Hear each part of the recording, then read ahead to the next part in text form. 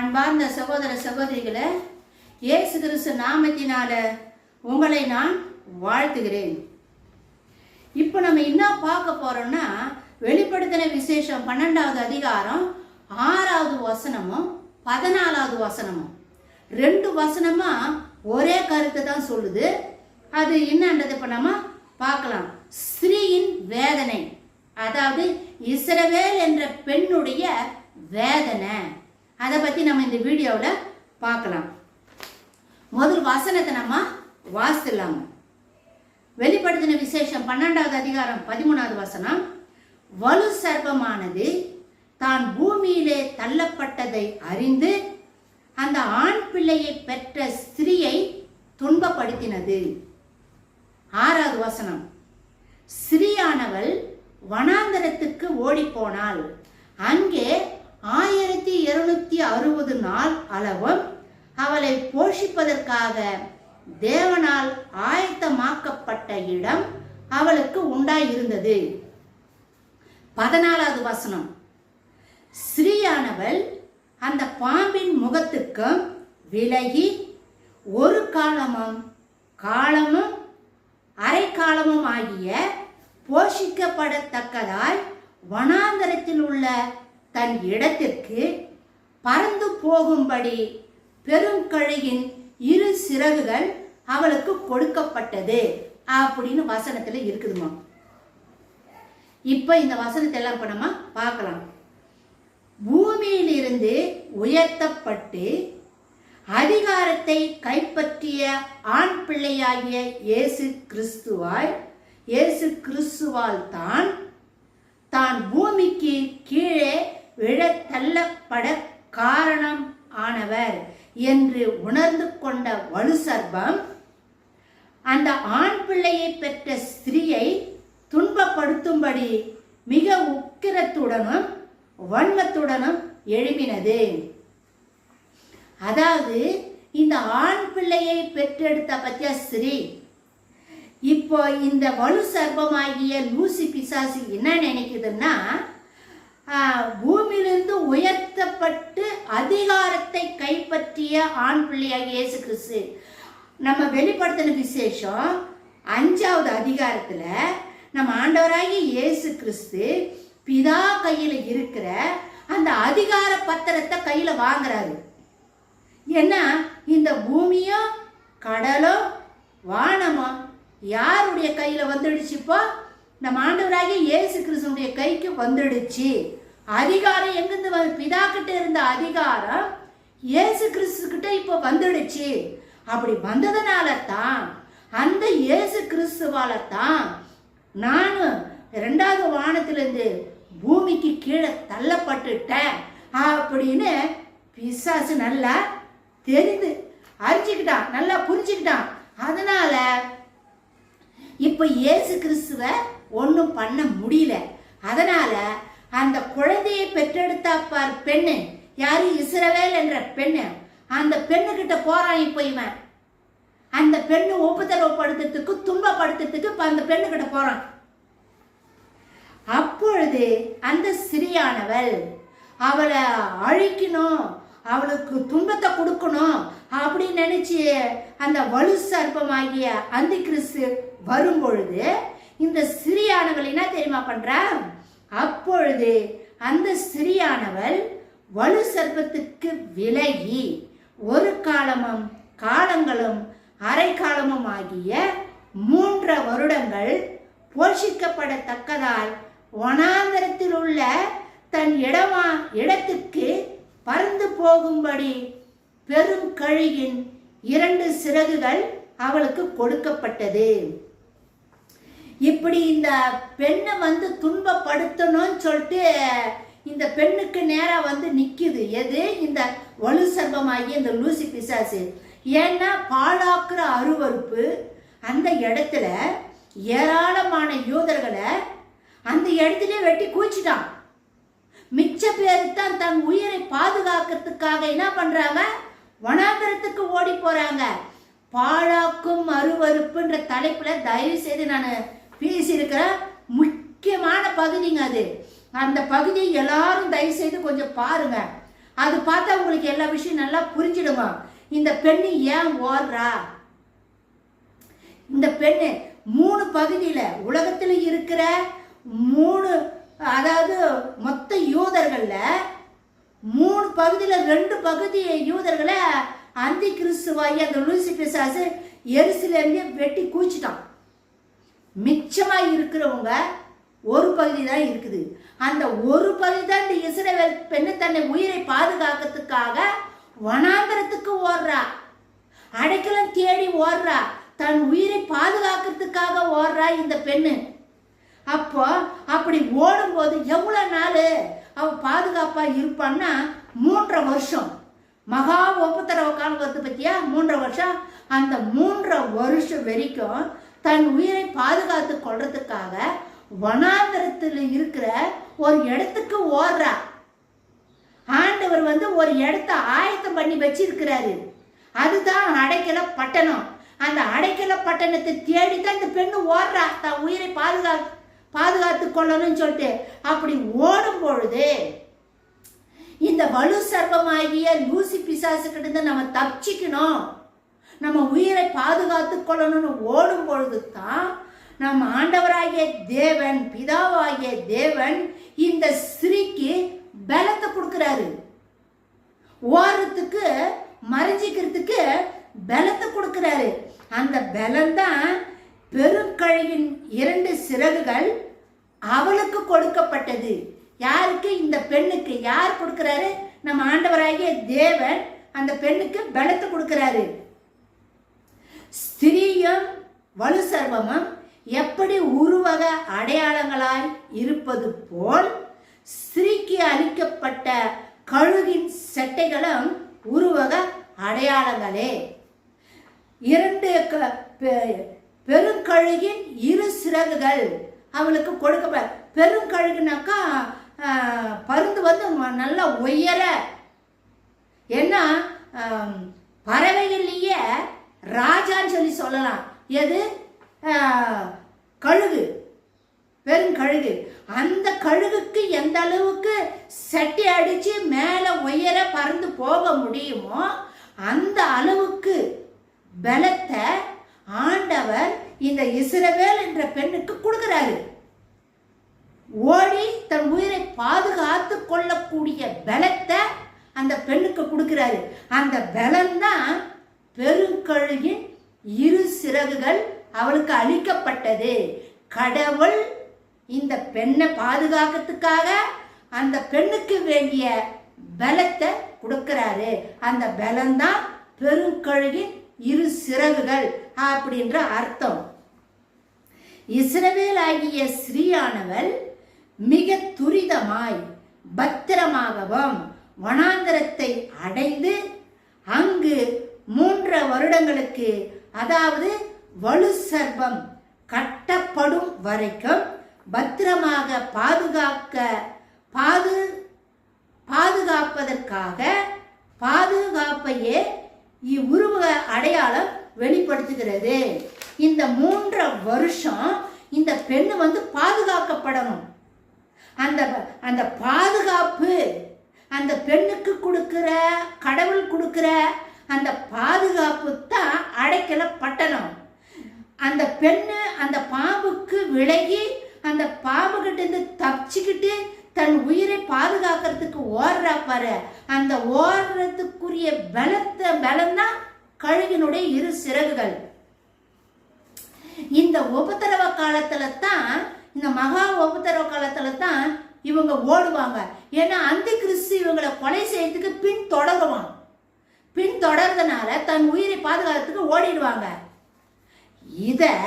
இந்த உபத்திரவ காலத்துல இப்படி இந்த இஸ்ரவேல் என்ற பெண்ணானவள் ஓடி அடைக்கல பட்டணத்துல மறைஞ்சிக்கிட்டு இருக்கிற பத்தியா, அத தீர்க்கதரிசியாகிய ஏசாயா என்ன சொல்றாருன்னா, ஏசாயாவின் புஸ்தகம் 26வது அதிகாரம் 20வது வசனத்துல, என் ஜனமே நீ போய் உன் அறைக்குள்ளே பிரவேசித்து உன் கதவுகளை பூட்டிக்கொண்டு சினம் கடந்து போகும் மட்டும் கொஞ்ச நேரம் ஒளிந்து கொள் என்று ஏசாயா கூறுவது கொஞ்ச நேரம்ன்றது 3 வருடம் மகா உபத்திரவ காலம்.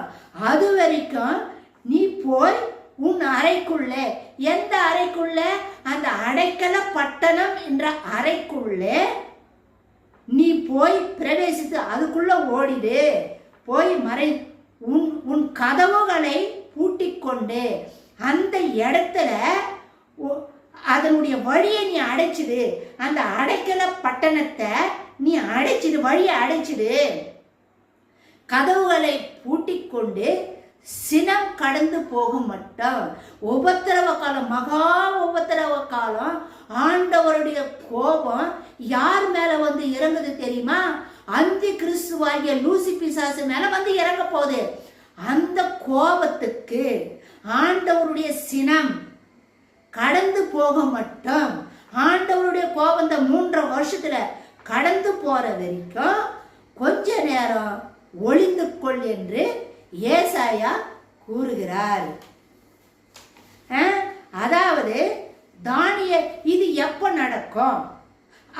இந்த தீர்க்கதரிசி சொல்லி இருக்கிற இந்த வசனமானது எப்ப நிறைவேறும் அப்படின்னா, அதாவது தானியேல் தீர்க்கதரிசி வெளிப்படுத்தின பாழாக்கும் அருவருப்பு நாட்டப்பட்ட பிறகு தொடங்கும் மகா உபத்திரவ காலத்திலே இது சம்பவிக்கும்.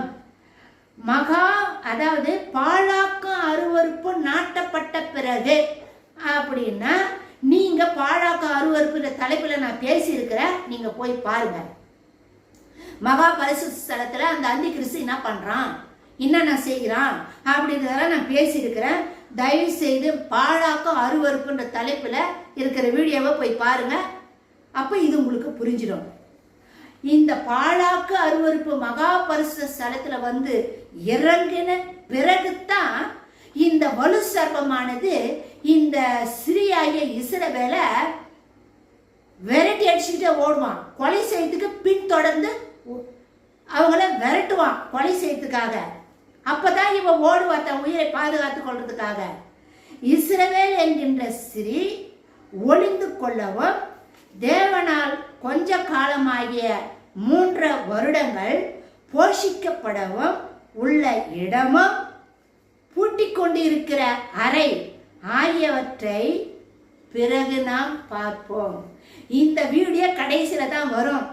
இந்த பெண்ணுக்காக ஆண்டவர் ஆயத்தம் பண்ணி வச்சிருக்கிறார் பத்தியா, அடைக்கல பட்டணம். இந்த அடைக்கல பட்டணம் வனாந்தரம் சொல்லிட்டு வருதுங்க. இந்த வனாந்தரத்துல எந்த இடத்துல கடவுள் இந்த இஸ்ரவேல் என்ற பெண்ணுக்கு அடைக்கலம் கொடுக்க போறாரு, எந்த இடத்தை தேர்ந்தெடுத்து வச்சிருக்கிறாரு அப்படின்ற விஷயத்த தனியா ஒரு வீடியோ நான் போடுறேம்மா. வீடியோ வந்துன்னு இருக்குது, அதை தொடர்ந்து நீங்க பாருங்க. அடைக்கல பட்டணம், சிறிய அடைக்கல பட்டணம்ன்றத தலைப்புல நான் பேசுவேன், அதை பாருங்க. இவ்விதமாக இஸ்ரவேல் ஸ்ரீயானவளாக வனாந்தரத்துக்கு ஓடுகையில் அந்தி கிறிஸ்து சாத்தானால் அவதரிக்க பெற்று வலு சர்ப்பமாக அவளை அழிக்கும்படி, யார இஸ்ரவேல் என்ற பெண்ணை அழிச்சினோம் அப்படின்னு சொல்லிட்டு அழிக்கும்படி தன் வாயிலிருந்து ஒரு நதி போன்ற வெள்ளத்தை அவளுக்கு பின்னாக ஊற்றிவிட்டது என பார்க்கிறோம்.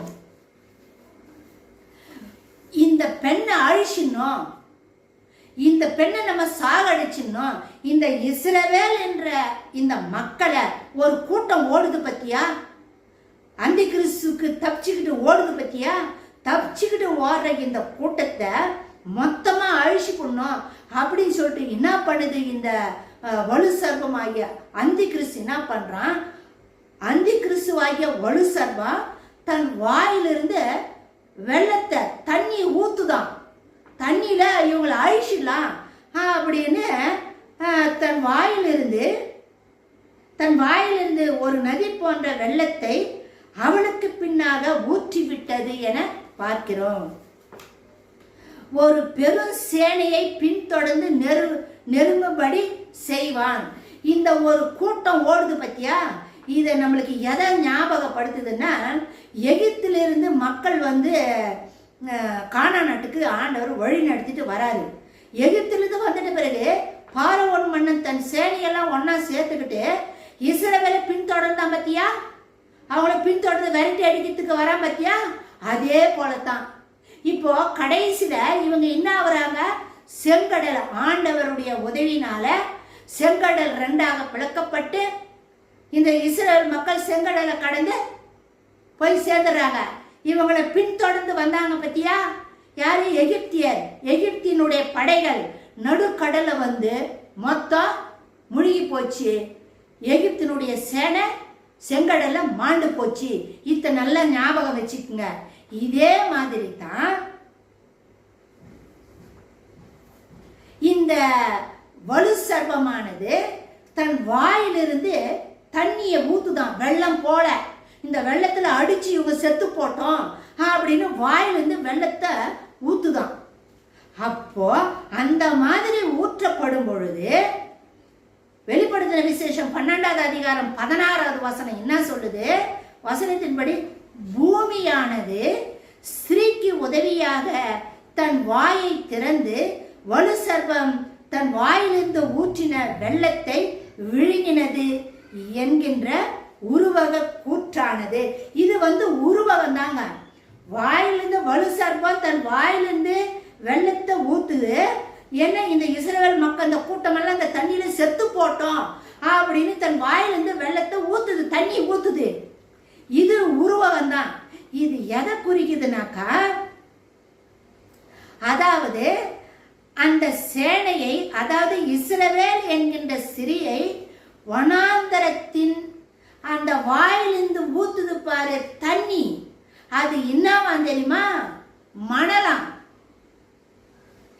புயல், அதாவது வெள்ளம், ஆற்றுல வெள்ளம் வந்தா எப்படி பெருகெடுத்து வருதோ அது போல இந்த அந்தி கிறிஸ்துவாகிய வலு சர்ப்பம் தன் வாயிலிருந்து காற்ற ஊதுது. காற்ற ஊதும் பொழுது மணலானது வெள்ளம் போல போய் இந்த மணல்ல இவங்கெல்லாம் மூடி செத்து போட்டோம் அப்படின்னு சொல்லிட்டு தான் தன் வாயிலிருந்து அது என்ன பண்ணுது, அந்த சேனையை, அதாவது இஸ்ரவேல் என்கின்ற ஸ்திரியை வனாந்தரத்தின் மணல் புயலினால் அடிபட்டு மணலில் புதைந்து விட தன் வாயில் உள்ள காற்றை ஊதவே மணலானது பெருவெள்ளம் போல எழும்பி, மணல் பெருவெள்ளம் போல வருதான் எழும்பி அவளுக்கு பின்னாக மணல் போது. பெருவெள்ளம் போல அந்த மணல் என்ற வெள்ளம் போல அந்த மணல் போதுங்க. போய் அந்த மணலை அந்த சிறிய சாகடிக்கணும்னு பார்க்குது.